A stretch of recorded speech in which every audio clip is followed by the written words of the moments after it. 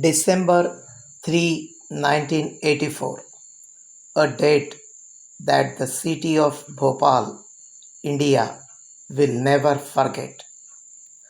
Bhopal, a bustling city in central India, home to families, dreams, and aspirations.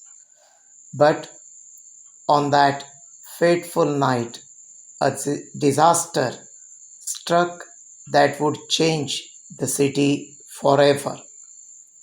In the heart of the city was a pesticide plant owned by Union Carbide Corporation. Just after midnight, a deadly gas called methyl isocyanate began leaking from the plant.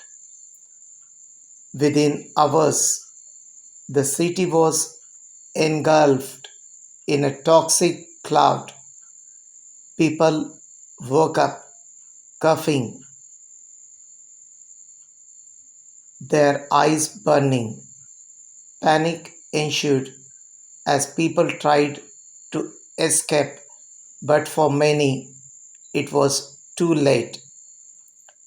The immediate death toll was in the thousands, and over the years, the lingering effects of the gas claimed many more lives.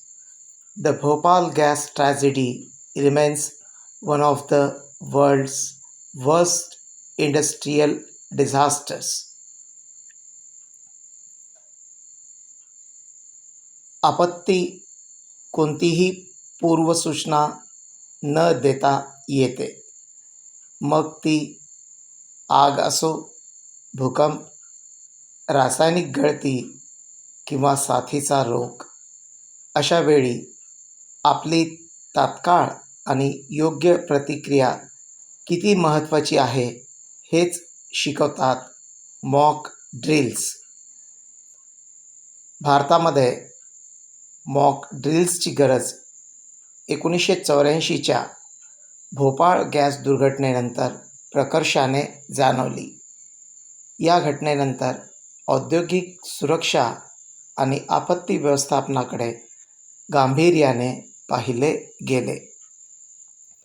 1948चा factories act, 1986चा पर्यावरण संरक्षण कायदा आणि 2005चा आपत्ती व्यवस्थापन कायदा या कायद्यांनी mock ड्रिल्सना अधिकृत मान्यता दिली.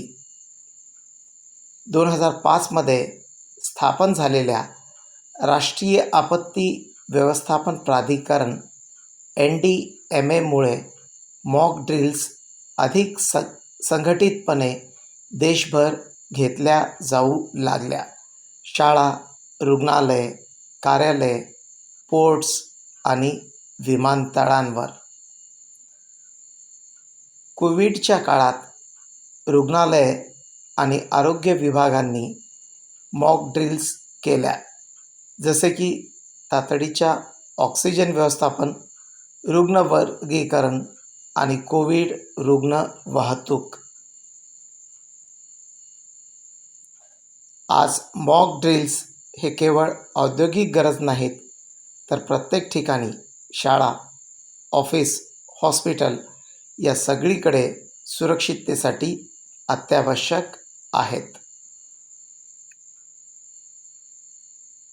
मॉक ड्रिल्स फक्त कवायती नाहीत, त्या आपली जीवित आणि मालमत्तेची सुरक्षा सुनिश्चित करतात.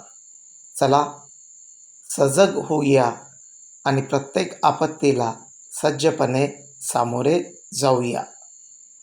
सजग नागरिक व्हा, सुरक्षित भारत घडवा.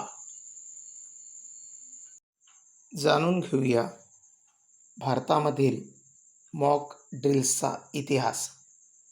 प्रारंभिक टप्पा.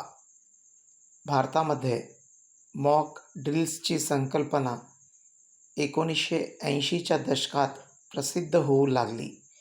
विशेषतः 1984च्या भोपाळ गॅस दुर्घटनेनंतर या दुर्घटनेमुळे मोठ्या आपत्तींसाठी तयारी नसल्याचे स्पष्ट झाले.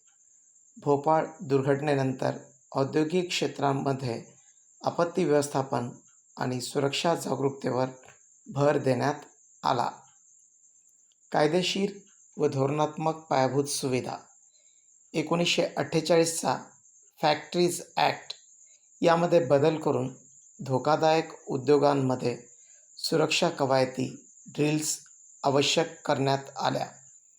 1986चा पर्यावरण संरक्षण कायदा आणि 1989चे रासायनिक पदार्थांच्या निर्मिती, साठवणूक व आयात नियम अर्थात MSIHC रूल्स यांनी औद्योगिक युनिट्सना मॉक ड्रिल्स बंधनकारक केल्या.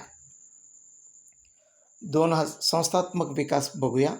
2005मध्ये आपत्ती व्यवस्थापन कायदा अर्थात डिझास्टर मॅनेजमेंट ॲक्ट पारित झाला आणि राष्ट्रीय आपत्ती व्यवस्थापन प्राधिकरण अर्थात NDMAची स्थापना झाली. यानंतर शाळा, कार्यालय, वाहतूक व्यवस्था आणि सरकारी संस्थांमध्ये नियमित मॉक ड्रिल्स घेण्यास सुरुवात झाली.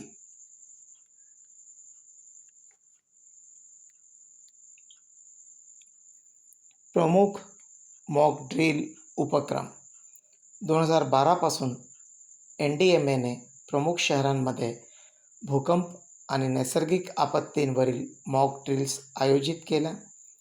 2016 साली बंदरे आणि विमानतळांवर CBRN meaning chemical, biological, radiological, nuclear धोक्यांसाठी मोठ्या प्रमाणावर मॉक ड्रिल्स घेण्यात आल्या. कोविड काळ 2020 ते 21 रुग्णालये व आरोग्य विभागांनी साथीच्या रोगावर आधारित मॉक ड्रिल्स केल्या, जसे की ऑक्सिजन व्यवस्थापन, रुग्ण वर्गीकरण आणि तातडीचा वैद्यकीय प्रतिसाद. सध्याची स्थिती.